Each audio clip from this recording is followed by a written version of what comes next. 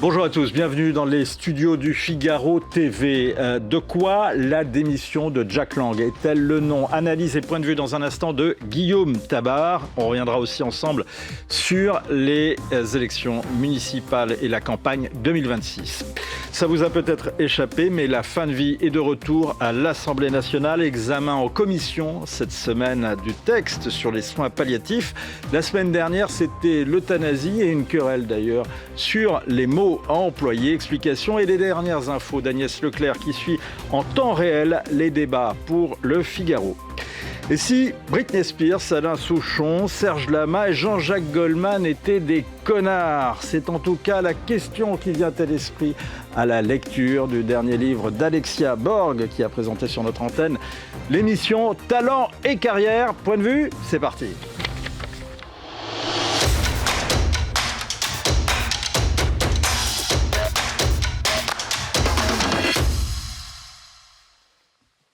Bonjour Guillaume Tabar. Bonjour Vincent. Qu'est-ce qui a fait que Jack Lang, qui a tant résisté jusqu'à présent, a finalement jeté l'éponge et démissionné de la direction de l'Institut du monde arabe alors que l'État ne pouvait pas l'y obliger?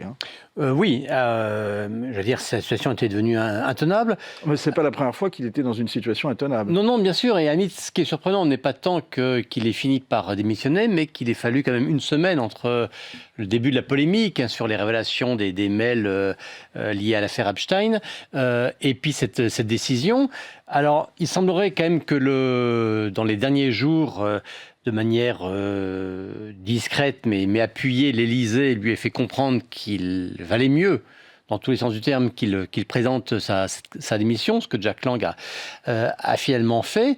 Mais voyez-vous, moi, ce qui m'étonne, c'est pas tant cette demande de l'Élysée qu'il démissionne de la présidence de l'Institut du monde arabe, c'est le fait que ça fait quand même 13 ans que Jack Lang était à la tête de l'Institut du monde arabe. Il avait été nommé sous François Hollande, qu'il avait déjà renouvelé une première fois. Emmanuel Macron l'avait confirmé dans ses fonctions en 2020 et en 2023, lors du dernier renouvellement, alors que Jack Lang avait déjà 83 ans et 13 ans de mandat derrière lui, et alors qu'il y avait également... Un monument à l'emploi des seniors. Ouais, non mais tout à fait. Et alors qu'il y avait d'autres candidats, des candidats sérieux, je pense à Jean-Yves Le Drian, qui était ancien ministre de la Défense, ancien ministre des Affaires étrangères, donc une personnalité aussi incontestée. Eh bien, Emmanuel Macron n'avait rien trouvé de mieux que de confirmer une nouvelle fois Jack Lang à ce poste. Pourquoi ? Vous voyez, c'est plus cette longévité qui, pour moi, est source j'allais dire d'étonnement, mais même d'incompréhension, que le fait qu'il ait fini par rendre les clés ce week-end. Est-ce qu'on comprend pourquoi, précisément, Emmanuel Macron reconduit Jack Lang en 2023? Franchement, pour moi, ça reste un mystère. Alors, bien sûr, hier, on a interrogé l'Élysée sur ce point, et la réponse qui nous a été donnée, c'était d'une part de dire que l'ensemble des pays arabes qui sont partenaires de l'Institut du monde arabe étaient partisans de cette reconduction. Il disait qu'il y avait un consensus qui s'était fait autour du nom de Jack Lang. Soulignait également le fait qu'il ait réussi, si on considère comme critère de réussite le nombre d'entrées aux expositions organisées par l'IEMA. C'est vrai qu'il faut reconnaître que les expositions organisées à l'IEMA sont souvent des expositions de qualité. Bon, enfin, c'est pas Jack Lang non plus qui monte ces expositions. Donc on met en avant ce consensus pour dire oui, tout le monde était d'accord pour le maintenir. Mais j'allais dire, c'est parce que tout le monde est d'accord pour le maintenir qu'il fallait à tout prix le maintenir. C'est-à-dire qu'à 83 ans, une fois encore, il n'aurait pas été aberrant qu'on dise écoutez, monsieur, vous avez fait votre temps. Pourquoi et finalement, c'est le reflet, finalement, je pense, cette prolongation, ce maintien contre toute évidence, contre tout bon sens. Jack Lang à la tête de l'Institut du monde arabe à cet âge aussi avancé. Et l'un des signes qui montre que Jack Lang était devenu une sorte d'intouchable de la République. Alors, pourquoi Jack Lang était devenu un intouchable de la Ve République et pourquoi l'a-t-on tant défendu ? Écoutez, Jack Lang, c'était devenu, dans la vie politique, une sorte de mythe. On le sait, bien sûr, il a eu une durée record au ministère de la Culture. Pour les électeurs de Blois, qui l'avaient viré de la mairie de Blois en 2001. Tout à fait, oui. Après lui avoir donné le bois. Enfin, il faut se souvenir que Jack Lang avait quand même battu une grande figure de la résistance, Pierre Sudreau, à Blois en 1989, et effectivement en 2001. Avec l'aide de Charles Trenet. Les vents tournaient. Mais donc Jack Lang, il faut reconnaître qu'il avait laissé un nom au ministère de Culture. Longévité record, plus de 10 ans au ministère de Culture. C'est en gros l'équivalent de ce qu'avait fait André Malraux. Alors bien sûr, je compare les longévités, je ne compare pas les deux personnages et la dimension littéraire, notamment de celui qu'avait André Malraux et ce qu'était Jack Lang. Mais en tout cas, voilà. Et Jack Lang avait su se rendre indispensable au monde de la culture et c'était devenu une sorte d'icône de la gauche. Et le paradoxe, et politiquement, je trouve ça qui est intéressant, c'est que la gauche était fière de Jack Lang, fière de cet homme qui parlait à tous les artistes, qui subventionnait tous les artistes aussi, en tout cas ceux qu'il désignait comme étant pouvant être autorisés à recevoir les subventions de l'État. Bien sûr, on retient la fête de la musique, on retient le prix du livre, ça c'est fort reconnaître, c'est une bonne décision, le prix unique du livre. Donc la gauche était très fière de ce qu'était Jack Lang, et symétriquement, la droite, eh bien, elle faisait une sorte de complexe vis-à-vis de lui. Je veux dire que personne au cabinet d'écriture n'a osé dire moi je vais tourner la page des années Lang, je vais faire différemment. Non, il restait la référence, il restait le symbole, et un ministre de la Culture de droite avait toujours un peu honte de ne pas être Jack Lang. Donc vous voyez, Jack Lang était vénéré d'un côté, vénéré à gauche, et il continue à impressionner à droite et à impressionner Emmanuel Macron, parce que je pense qu'Emmanuel Macron ne l'aurait pas prolongé à la tête de l'Institut de monde arabe si lui non plus n'avait pas eu cette sorte de fascination pour ce qu'était Jack Lang. Est-ce qu'il n'a pas fasciné également, en tous les cas, ça m'a peut-être échappé, mais je me trompe peut-être, mais on n'a pas senti non plus la gauche radicale très en vogue dans cette affaire, en tous les cas très à la demande d'un départ de Jack Lang, ou très critique dans les années qui sont écoulées par rapport à Jack Lang. Oui, d'ailleurs, Jean-Luc Mélenchon, qui a été secrétaire d'État sous Lionel Jospin, était à l'enseignement scolaire, il était sous l'autorité de Jack Lang. Alors ça ne veut pas dire que un ministre délégué n'est pas forcément lié politiquement ou personnellement à son ministre de tutelle, mais voilà, il y avait quand même oui, Jack Lang, c'est pas il y a les cultures, après il y a l'éducation sous Jospin, il était vraiment dans ce paysage.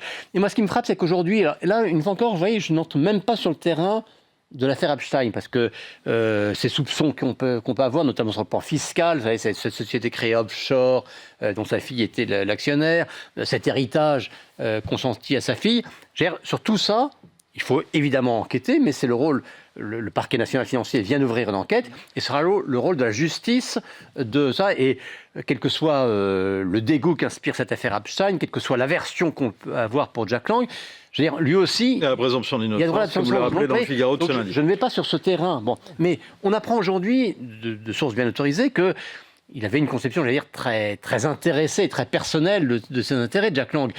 C'est Pierre Lescure qui dit moi, je ne l'invitais plus au Festival de Cannes parce qu'il n'a jamais payé une chambre. On apprend ça aujourd'hui. Que ne l'a-t-on dit sur ces dernières années? On apprend aussi qu'à la tête de l'Institut du monde arabe qu'il y aurait une facture de 41 000 euros pour le restaurateur Noura, ce grand restaurateur libanais, qui était sommé de fournir un repas la présidence ou les invités, sans jamais qu'il se fasse payer. Bon, il y a bien sûr aussi cette affaire hallucinante de ces costumes offerts par Francesco Smalto pour une somme de 500 000 euros. 500 000 euros de costumes qui étaient offerts. On a souvenir d'un candidat à la présidentielle qui a payé cher d'avoir accepté 3 costumes. Là, 500 000 euros de costumes. Et à l'époque, parce que c'est une affaire, il y a eu une vraie enquête qui a été ouverte et qui n'a jamais abouti, mais les avocats de Jack Lang disaient, écoutez, c'est même plutôt Francesco Smalto qui devrait être fier de ce d'avoir un tel ambassadeur. Donc vous voyez, il y a une sorte d'impunité à l'égard de toutes les pratiques que représentait Jack Lang. Est-ce la fin, comme le prétend Pierre Vermeuren, de ce que l'historien Jean-Pierre Le Goff appelait le gauchisme culturel? On aimerait.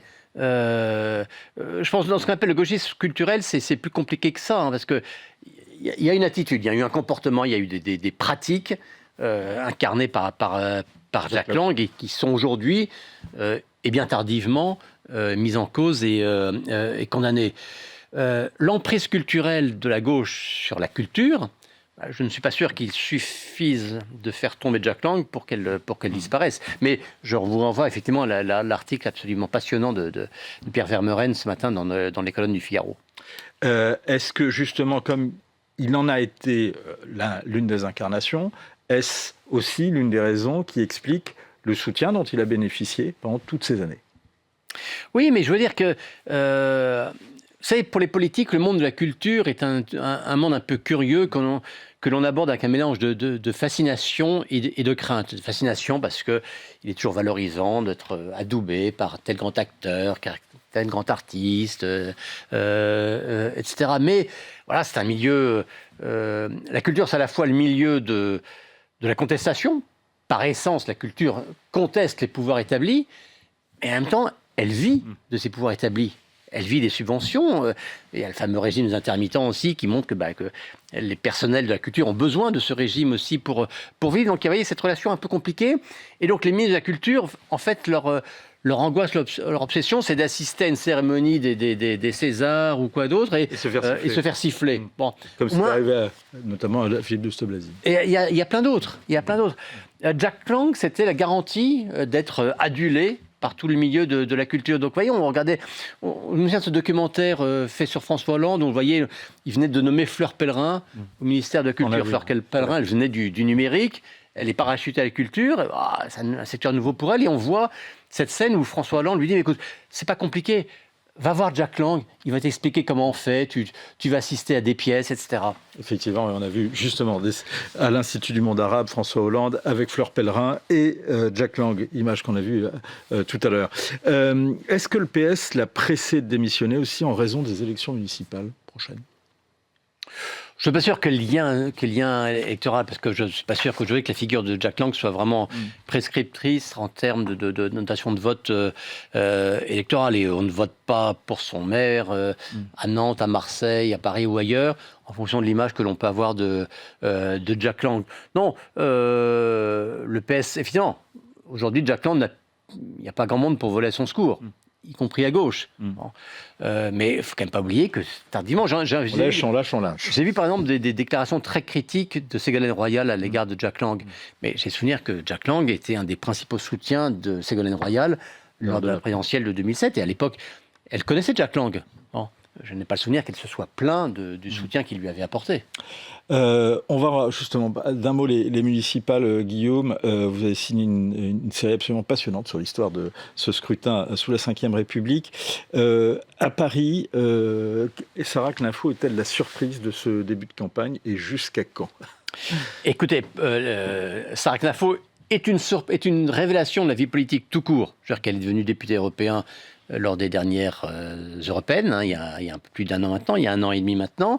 Elle s'est clairement imposée comme paysage. C'est quelqu'un, effectivement, qui est une figure nouvelle, donc remarquée, avec une grande efficacité médiatique, au point que, vous voyez, lorsqu'on parle de recomposition politique, lorsque Laurent Wauquiez évoque une primaire de la droite et veut élargir le périmètre de la droite, il dit « faudrait aller de Gérald Darmanin à Sarah Knafo ». Elle est devenue une sorte de référence.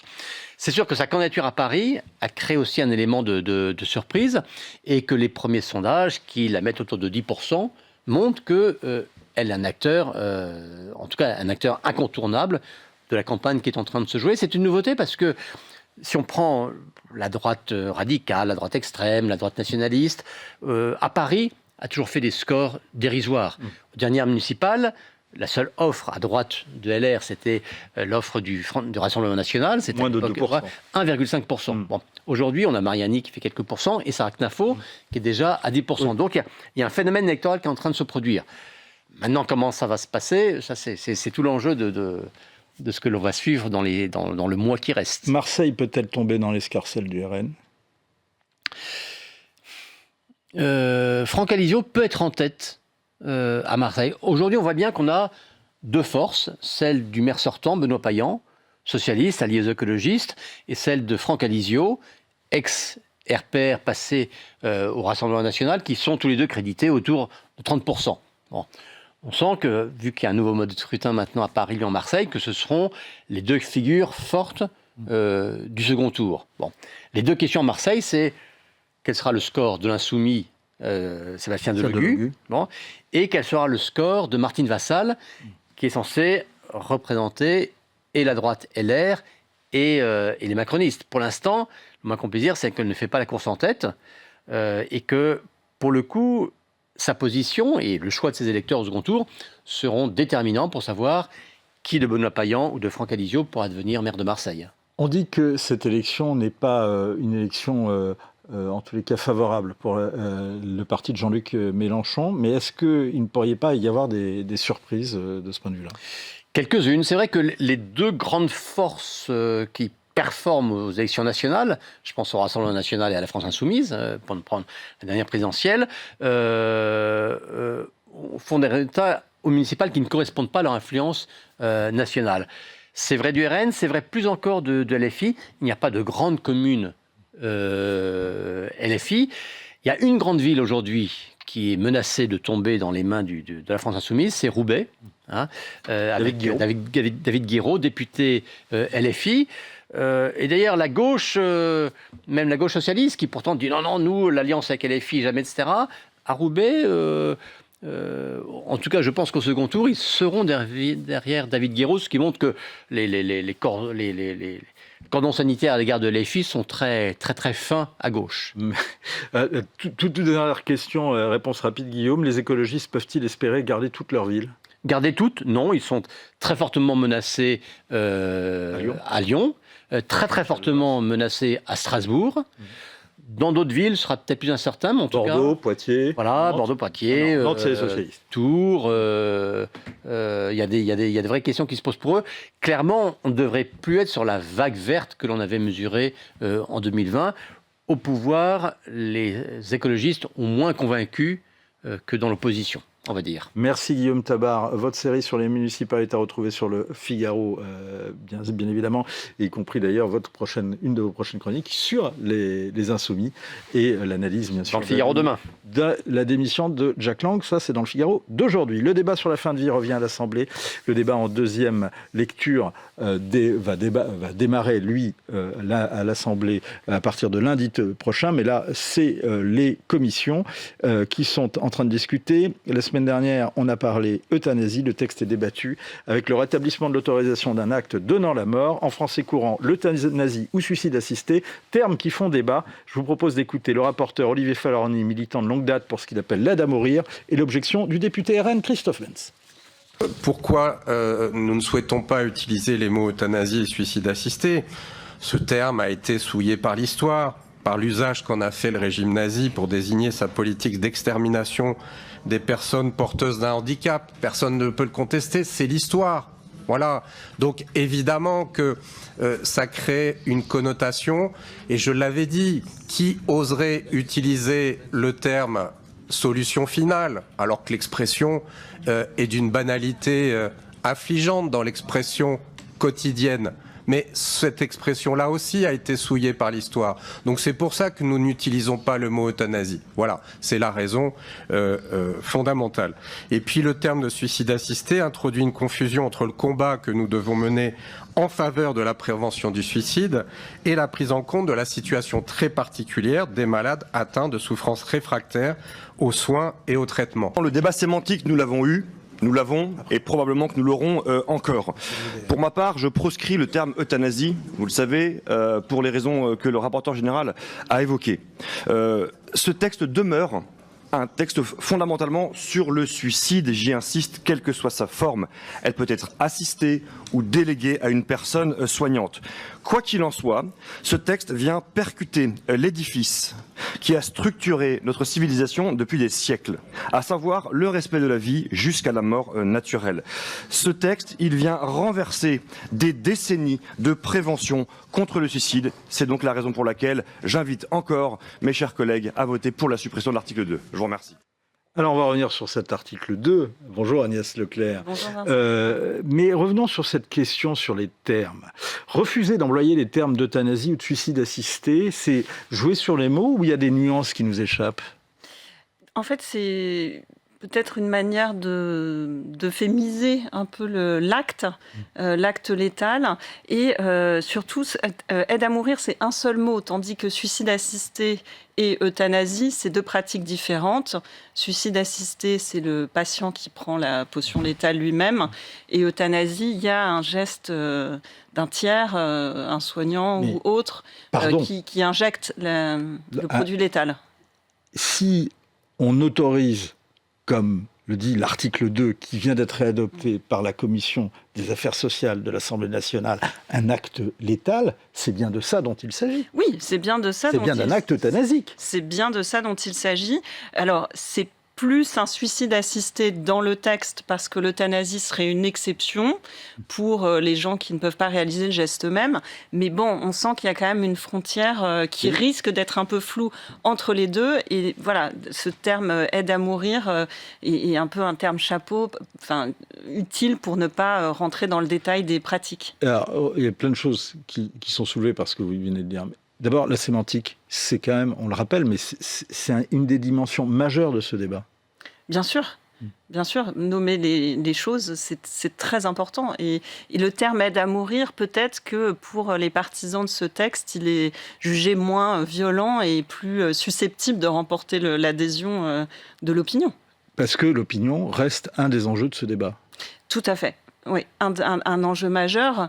On voit qu'il y a une guerre des récits en fait entre les opposants à l'euthanasie et au suicide assisté et les partisans sur les sondages, sur ce que permet réellement le texte, sur comment le border. Oui, c'est un des enjeux majeurs et la sémantique, c'est un gros enjeu. Oui, donc c'est-à-dire que l'opinion, elle, est encore finalement partagée et pas du tout acquise à un camp ou à un autre pour l'instant, finalement. En fait, ce qu'a montré ces derniers mois, parfois on a l'impression que c'est un peu répétitif le débat sur la fin de vie, mais en fait, il y a quand même des évolutions, je pense, dans l'opinion et dans la perception des choses. Il y a eu le sondage de la Fondapol en octobre qui a montré que les Français étaient moins à tout prix favorables à l'aide à mourir, en fait, qu'ils étaient plus hésitants. Mais est-ce qu'il y a une évolution et le Sénat a aussi montré là que les politiques pouvaient être très partagées. Et le gouvernement. Est-ce qu'il y a une évolution de l'opinion ou bien est-ce qu'on a plutôt pris conscience que de dire que l'opinion était d'un camp ou d'un autre, c'était plutôt des récits, alors que ce que a montré le travail de la Fondapol n'était-il pas plutôt un état réel de l'opinion et qui n'était pas ce dont on en disait, en tout cas parfois très rapidement? En fait, il y a une difficulté déjà, c'est que les gens n'ont pas forcément envie de rentrer dans le détail d'un texte sur la fin de vie, parce que ce n'est pas quelque chose de très joyeux. Mais quand on rentre dans le détail du texte, quand on s'intéresse à toutes les modalités, ça instille du doute, parce qu'on voit aussi les risques. Donc je pense que plus les gens se renseignent, plus ils se posent des questions en fait sur la pertinence ou pas de légiférer sur une aide à mourir. Je ne dis pas qu'il y a une majorité contre, mais en tout cas, ça amène, plus on rentre dans le texte, plus ça amène à se poser des questions. Vous dites pas qu'il y a une majorité contre, mais est-ce qu'il y a une majorité pour ? Il y en a une à l'Assemblée en première lecture, en tout cas. Ça, du point de vue des représentants, voilà. Mais du point de vue de l'opinion. Du point de vue de l'opinion, je pense que c'est partagé, mais sans doute, oui, avec en fait un sentiment plus que pour ou contre qu'on meurt mal en France et qu'il y a un problème d'accompagnement de la fin de vie. Ça, c'est très clair. Après, quelle est la bonne réponse à cette difficulté d'accompagnement c'est très compliqué parce que c'est l'un des enjeux. C'est l'un des enjeux. Dans quelle mesure la Commission des affaires sociales, ou plus exactement, a rétabli l'euthanasie ou le suicide assisté, en tous les cas, qu'est-ce que dit ce fameux article 2 qui a été adopté la semaine dernière ? Par rapport au texte du Sénat. L'article 2, c'est l'autorisation, la légalisation d'un geste létal sous une forme ou une autre, qui sera un nouveau droit, en fait. Ensuite, l'article 4 qui fixe les critères. Il y a aussi une bataille. Alors, une fois qu'il y a une bataille sur pour ou contre ce droit, mais ensuite, il y a aussi une bataille sur les critères et les garde-fous. Et finalement, ça va pas mal se jouer là-dessus dans la nouvelle lecture à l'Assemblée nationale.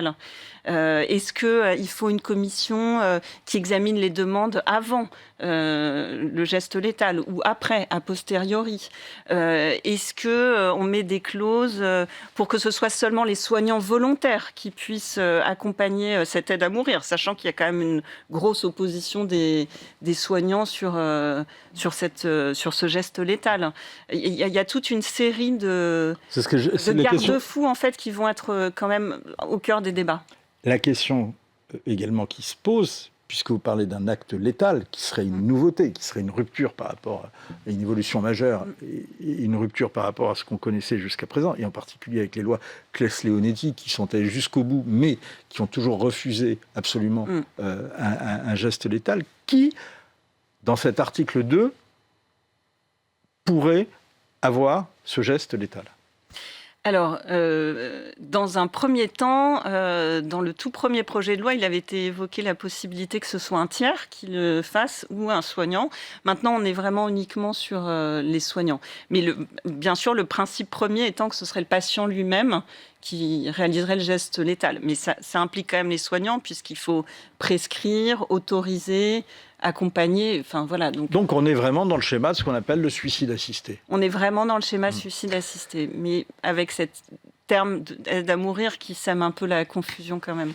Le débat sur ce texte-là, sur l'aide entre guillemets l'aide à mourir, ce débat s'est terminé aujourd'hui au niveau de la Commission des affaires sociales, ou y a-t-il encore d'autres discussions qui sont prévues avant la présentation aux députés lundi prochain? Alors, sur l'aide à mourir, les débats sont terminés. Ils ont duré 1 jour et demi au lieu de 5 jours. Donc, on sent une volonté d'aller très vite sur ce texte. Et je dirais que c'est ça peut-être vraiment aujourd'hui l'ambiance, l'état d'esprit sur ce texte, sur ces partisans de ce texte. Mais pourquoi est-ce qu'on refuse le débat sur cette question? Et en commission, je termine juste, il reste le texte sur les soins palliatifs qui va être examiné cette semaine.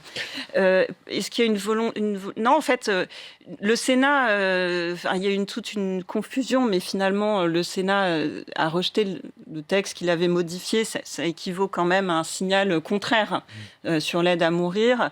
Et je pense qu'il y a 2 choses. Il y a à la fois une volonté, sans doute, des députés favorables de changer de séquence, de revenir sur leur premier texte voté qui légalise l'aide à mourir, de ne pas laisser trop le doute se diffuser.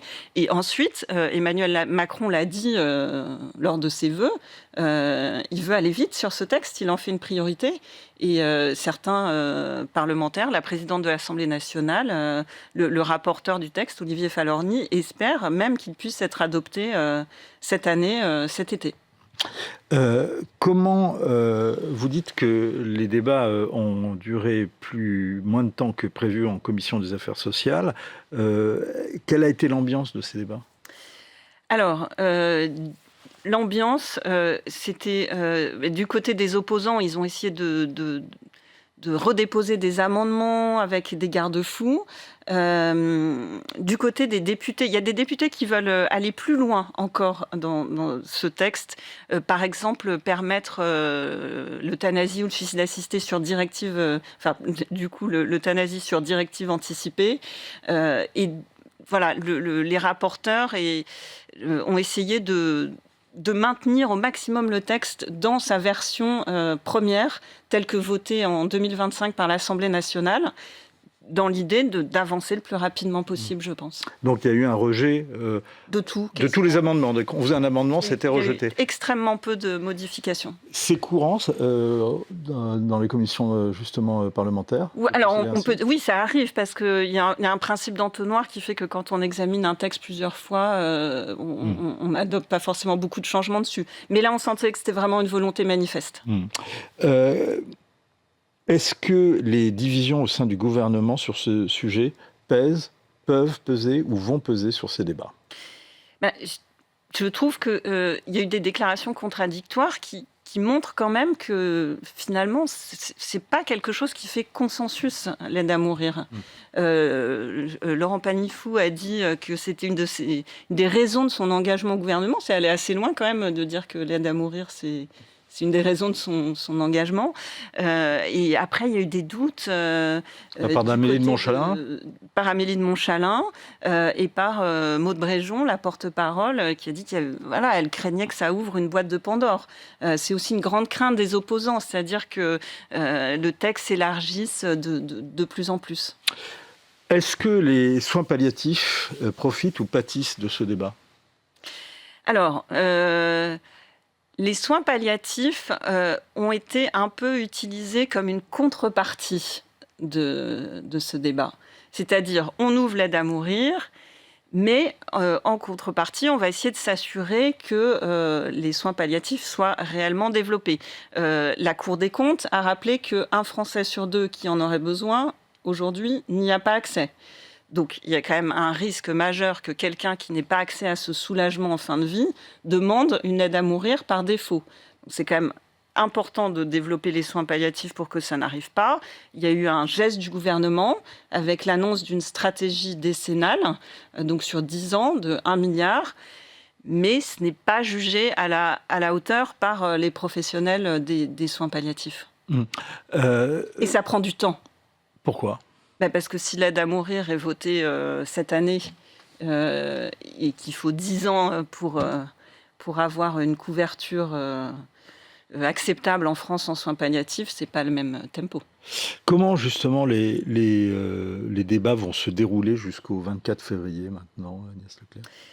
Je pense que l'idée, comme en commission, ce sera à l'Assemblée nationale d'aller assez vite et de rejeter à la fois les amendements de ceux qui voudraient aller plus loin sur ce texte, l'ouvrir encore davantage, et de ceux qui veulent rajouter des garde-fous. Mais on va voir, peut-être qu'il y a plus de députés qui doutent, et ça on le verra au moment du vote. C'est assez difficile de le dire avant, d'autant qu'il y a une liberté de vote traditionnellement sur ces sujets dans les groupes politiques. Est-ce que, pour l'instant, donc, le débat arrive en séance plénière à partir de lundi prochain. Oui. Ça va être une semaine par texte, c'est ça qui est prévu ? Ça peut être plus court. Ça peut être plus court. Donc c'est-à-dire que le vote est prévu le 24 février, voilà, mais on peut avoir des votes avant ce 24 février. Il y aura le vote sur chaque article du texte et un vote solennel sur la totalité du texte le 24 février. Est-ce qu'il est possible qu'on aille au-delà de la date du 24 février en raison des débats et avec les dépôts d'amendements ? Non. Non. Ça pourra être plus court, mais je ne pense pas que ce soit plus long. Ça sera plus long. Et on va continuer à suivre tout ça. Et puis notamment également cette semaine, donc les débats sur les soins palliatifs. Et puis on y revient. Commission. Et en commission, justement, des affaires sociales. Et on y reviendra, d'ailleurs, dans les prochaines heures, dans le Figaro, avec un cri d'alarme, justement, des soignants en soins palliatifs que vous avez rencontrés, Agnès Leclerc. Et on y reviendra également mercredi, ici, dans Point de Vue. Merci beaucoup, Agnès Leclerc. On va changer de sujet à présent. Je marche seule. Elle a fait un bébé toute seule. Allô, maman bébé, mais aussi Baby One More Time. Autant de tubes qu'on fredonné, ont repris plusieurs généralement. Glorifierait-il pourtant un de ces mots du siècle ? On va poser la question dans un instant à Alexia Borg. À quoi s'ajouterait un autre mal dénoncé dans nos médias traditionnels, la numérisation à outrance, comme le mentionnait Aurélie Jean au micro d'Eugénie Bastier. On tend aussi vers une personnalisation toujours plus forte, par une collecte toujours plus fine de vos données à caractère personnel pour vous servir vous et uniquement vous sur un service bien donné. Ça veut dire quoi ? Et ça, je conserve vraiment de lire Eva Illouz, qui n'est pas du tout une spécialiste de l'IA, mais qui a écrit 2 livres que je fais souvent référence à Apicratie, et plus récemment Les émotions contre la démocratie. Dans Apicratie, elle en reparle un peu dans Les émotions contre la démocratie, elle parle un peu plus de la partie data, à un moment du livre dans Les émotions contre la démocratie, elle dit en fait que aujourd'hui, on va collecter des données sur nous, et uniquement nous, et on va nous servir nous. Et on a l'habitude au quotidien d'interagir et d'utiliser des applications qui nous servent nous. C'est assez incroyable. Et donc les gens, à cause de ça, ont tendance à penser que le bonheur ne vient que par leur considération individuelle à eux et sans l'amour de l'autre. Donc en fait, on a en plus perdu agapé, l'amour de l'autre. Et c'est vachement intéressant parce que donc dans Apicratie, elle parle aussi de la psychologie positive, du développement personnel, de toutes ces choses, plus la data et les applications toujours personnalisées qui en fait quelque part font que le bonheur ne passe que par nous. Et je pense au contraire, voilà, il y a une dérive aussi inverse qui est que les gens ne seront que des individus dans une société qui a perdu sa matrice. Et en fait, l'amour de l'autre, qui est quand même le lien social et ce qui nous permet de former une société, va se perdre. Bonjour Alexia Borg. Bonjour Vincent. Alors justement, cette perte du lien social, elle est au cœur de votre dernier livre. Mais une question, pourquoi vous vous en prenez à Britney Spears? Alors, c'était justement par rapport à un chapitre où je parlais de la musique en général et j'attirais l'attention sur le fait que parfois, quand on écoute une musique à répétition, il peut y avoir des idées qui rentrent dans notre subconscient et qui peuvent un peu nous conduire ou nous induire en erreur et nous mettre dans un état assez pessimiste sur la vie par rapport à certaines choses. Et puis, les célébrités elles-mêmes qui incarnent les messages qu'elles envoient, eh bien, parfois, en les regardant, on peut aussi être influencé par leur comportement, ce qui est assez néfaste. Donc vous aimez pas Britney Spears? Non, si, j'aime beaucoup Britney Spears, mais bon, surtout celle qui était avant de ce qu'elle est aujourd'hui, parce qu'aujourd'hui, c'est pas un exemple. Allez, d'abord et avant tout, on va faire un peu d'anglais justement. Quelle est votre définition de la solitude? Alors, c'est une excellente question et merci de la poser parce qu'effectivement, en français, il n'y a qu'un seul mot pour définir la solitude positive ou négative. En anglais, il y a 4 mots. Il y a le mot solitude, qui est la solitude positive, celle qu'on choisit. Et il y a le mot loneliness, donc qui est cette solitude subie, celle qu'on ne choisit pas et qui nous fait du mal. Et puis il y a aloneness, qui est donc la solitude neutre, qui est un état vraiment d'isolement mais neutre. Et puis il y a maintenant aloneliness, qui est cette volonté de vouloir être seul alors qu'on n'y arrive pas. Donc les anglo-saxons, les anglophones ont vraiment réussi à mettre plusieurs mots dans cette diversité, cette pluralité de solitude, et nous on n'en a qu'un seul. Il y a donc, si je suis, une bonne et une mauvaise solitude. Oui, il y a la bonne solitude, c'est celle qu'on choisit parce qu'elle nous ressource, elle nous donne envie de prendre du recul sur notre vie, elle nous donne envie de travailler sur nous aussi parfois, de prendre les bonnes décisions, de faire les bons choix, d'être dans une reconnaissance aussi de ce que l'on a. Et c'est une solitude que je recommande, qui serait salutaire pour tout le monde. Et puis à l'autre, il y a cette solitude qu'on ne choisit pas, qui vient parfois même dans des moments où on peut être entouré, où on est parfois même au pouvoir, où on peut avoir une certaine célébrité, où on peut être même en couple. Et elle frappe à notre porte et sans s'en rendre compte, eh bien, elle nous fait ressentir un sentiment de douleur profond parce qu'on n'est pas forcément vu. Il y a un acteur essentiel dans votre livre, et on va demander aux gens bien éduqués d'être indulgents et aux enfants de fermer les oreilles, c'est le connard. Qui est ce personnage? Alors oui, toutes mes excuses, effectivement. Je note que ce concept est masculin chez vous. Masculin parce qu'il s'agit d'un sentiment. J'espère que vous ne parlez pas de votre interlocuteur. Ah non, absolument pas. Non, pas du tout. Je ne parle pas du tout de genre. Je parle d'un sentiment. Donc un sentiment est masculin et pas d'une émotion qui serait féminine. Non, donc le personnage que j'ai effectivement nommé de connard est tout simplement un démon, mais je voulais le rendre un peu universel, d'où ce mot qui peut parler à plusieurs générations et tout le monde peut s'y retrouver. Mais en psychologie, il s'agit de diffusion cognitive. Donc pour ceux qui ne sont absolument pas croyants, par exemple, et qui ne croient pas aux forces du mal, eh bien, c'est très audible aussi pour eux. Diffusion cognitive, c'est quoi? C'est quand on commence à se parler soi-même de façon très négative.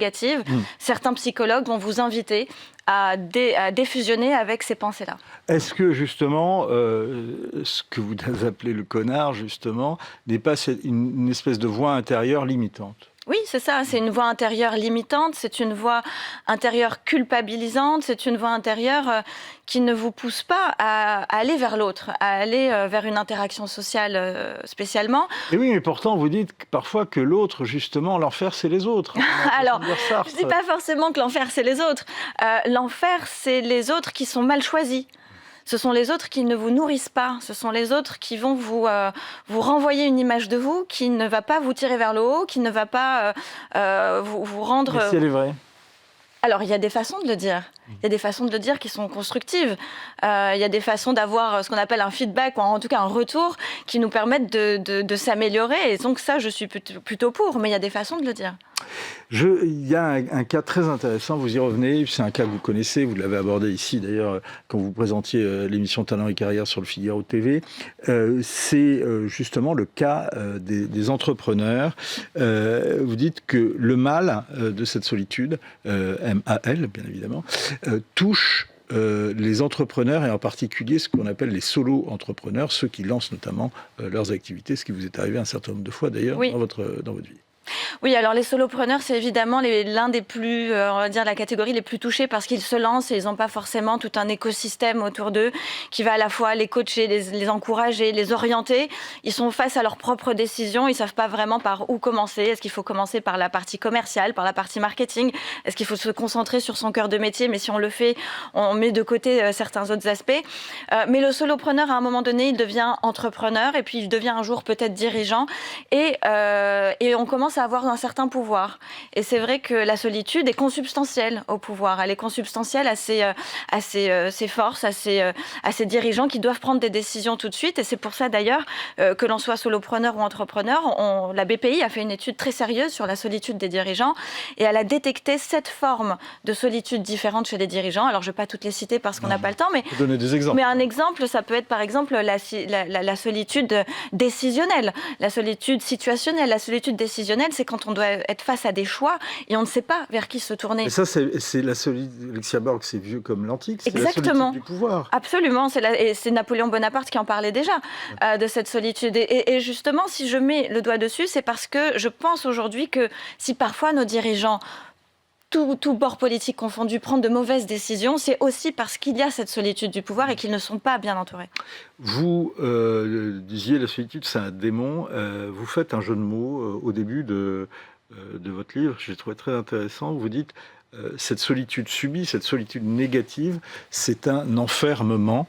Et vous faites un jeu en disant l'enfermement. Oui. Justement, quel est le lien que vous faites justement entre cette solitude et l'enfermement? On est parfois acteur de sa propre solitude, de son propre isolement. Complètement.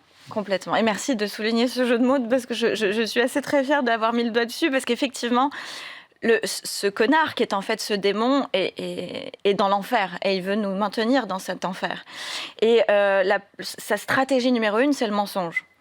Il a plusieurs façons de nous mentir et l'une des premières choses qu'il nous fait déjà, c'est de faire croire qu'il n'existe pas. Donc c'est pour ça qu'on ne l'identifie pas. Cette solitude, elle est identifiée très tard d'un point de vue déjà scientifique, puisque les études sont très récentes, mais aussi au niveau de notre quotidien. Donc son mensonge numéro 1, ça va être vraiment de nous dire tu n'as pas besoin de sortir, va vers cette relation toxique parce qu'elle te donne une montagne russe d'émotions et c'est plutôt bien d'avoir des émotions, il faut se sentir vivant. Et au final, en fait, elle nous crée une sorte de cage à laquelle on ne prend pas vraiment conscience et elle nous enferme parfois dans un ego qui veut absolument garder son pouvoir et qui n'arrive pas à le lâcher, une relation même de couple qui peut paraître très saine parce qu'il faut garder la bonne image auprès de sa famille et au final elle nous enferme dans quelque chose qui nous détruit. Le vertige du lien, comme l'appelle justement le coach en management François Bert dans un livre passionnant sur le discernement. On peut être, d'ailleurs vous dites, on peut être seul à plusieurs. Oui. Et c'est d'ailleurs dans ces moments-là que j'ai compris ce que c'était que la solitude pour moi. C'est-à-dire c'était dans ce moment où j'étais le plus entourée que j'ai compris qu'elle pouvait venir quand même là. Mais finalement, cette solitude-là, c'est l'incompréhension. Parfois, on n'est pas compris de son entourage, de ses proches, de ses collègues, etc. Mais est-ce que justement, ce n'est pas, en s'apitoyant justement sur cette forme de solitude-là, rejeter une faute sur les autres dont on est soi-même coupable? C'est-à-dire que parfois, on communique mal. Oui, ça c'est très très juste, on communique mal, mais pourquoi est-ce qu'on communique mal aussi? C'est parce qu'on a encore une fois peur d'être qui l'on est, peur de s'affirmer, peur d'être rejeté par l'autre, parce qu'on exprime notre identité. Mais parfois on ne sait pas non plus qui on est, parce qu'on a peur de se retrouver seul et de se découvrir soi-même et de s'affirmer. Donc finalement, oui, on a peut-être une mauvaise communication vis-à-vis des autres, mais encore faut-il savoir s'affirmer, savoir oser dire qui on est. Ça c'est tout un travail qui peut parfois prendre une vie.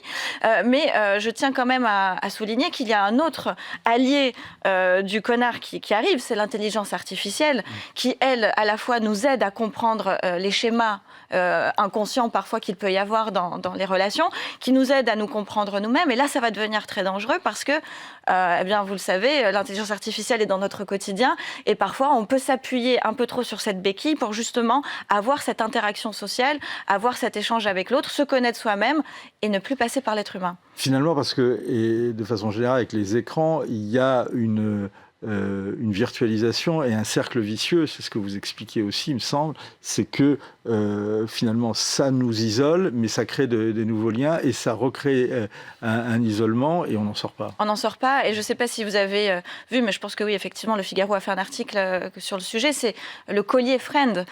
Donc un collier doté d'intelligence artificielle qui est en permanence avec nous, qui nous écoute et qui analyse nos moindres sons, faits et gestes et qui nous conseille par le biais justement de cette application mobile et qui vient en fait nous donner une présence permanente.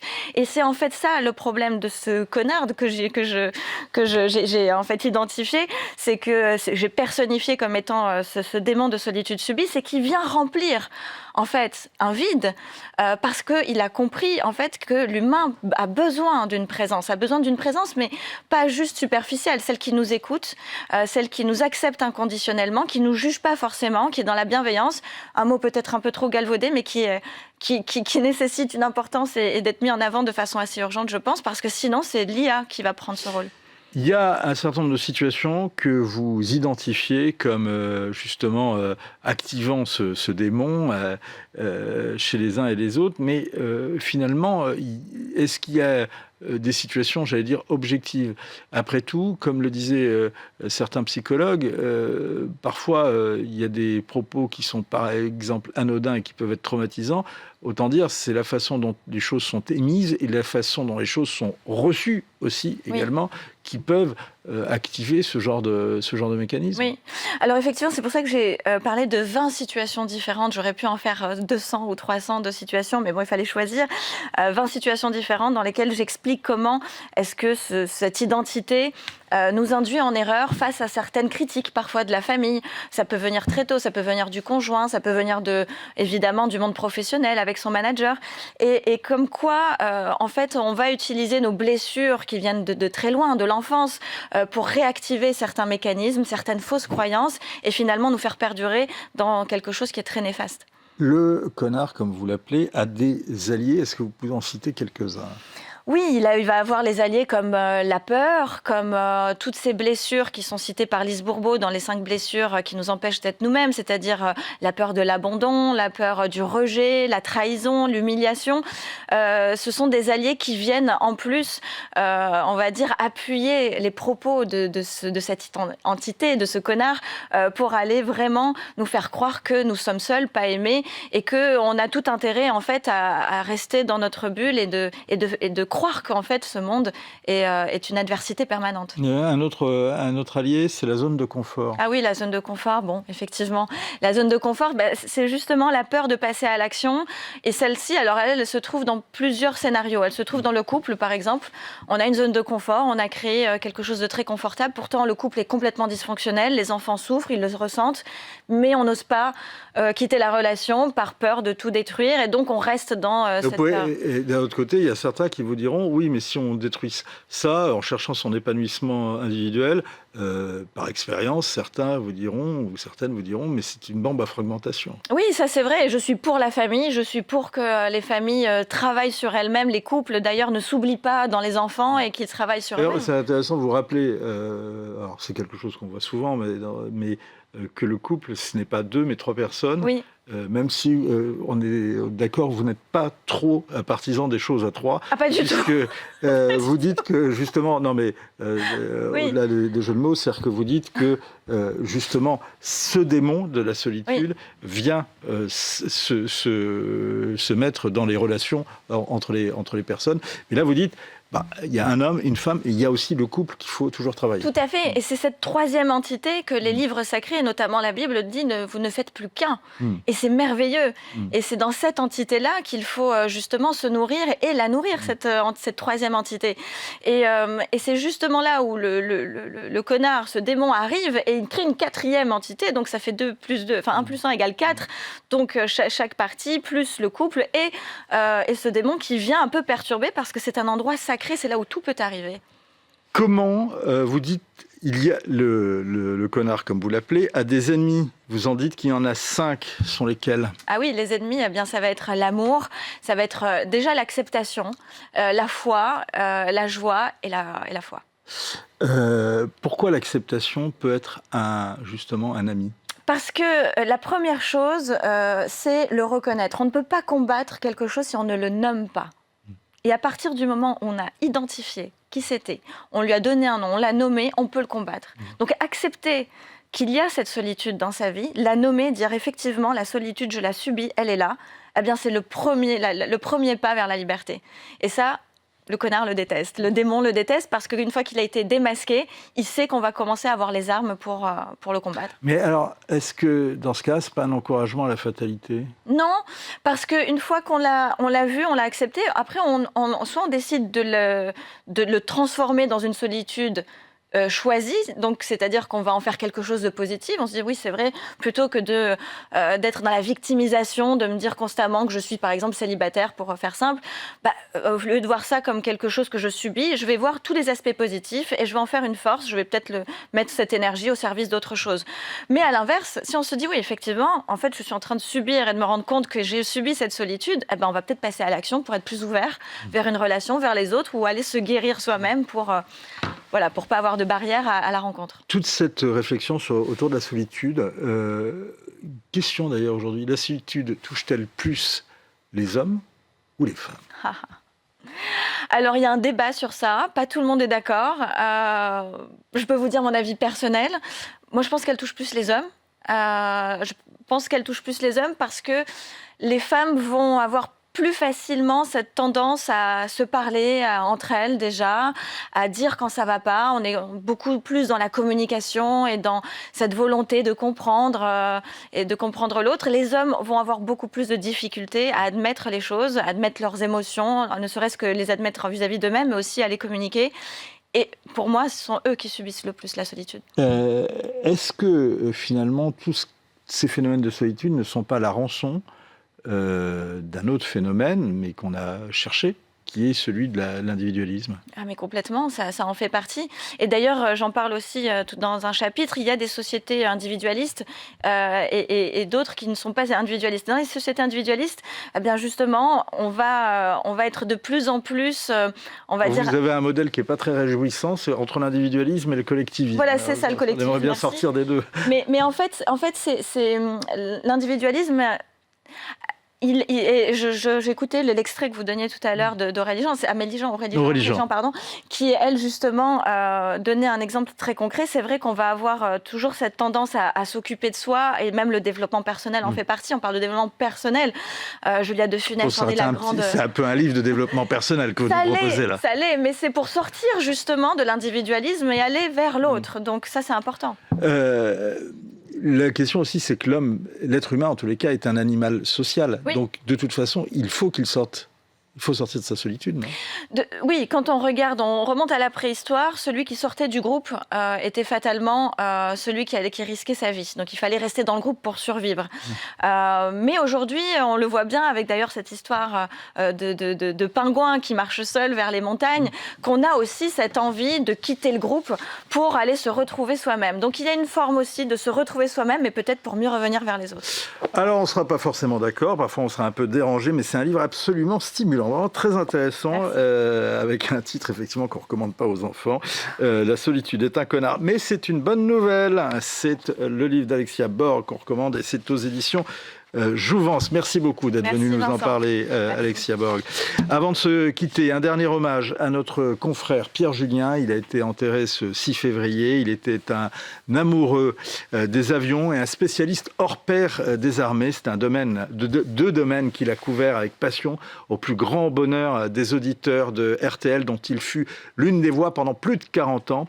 Que le ciel, qui l'aimait tant, accueille cette figure inoubliable des journalistes de défense et de la presse aéronautique avec le rire et la gouaille dont il a comblé ses amis, ses auditeurs, ses confrères. Adieu, cher Pierre. Nous, on se retrouve demain, même heure, même endroit, ici, avec Anne-Emmanuel Isaac.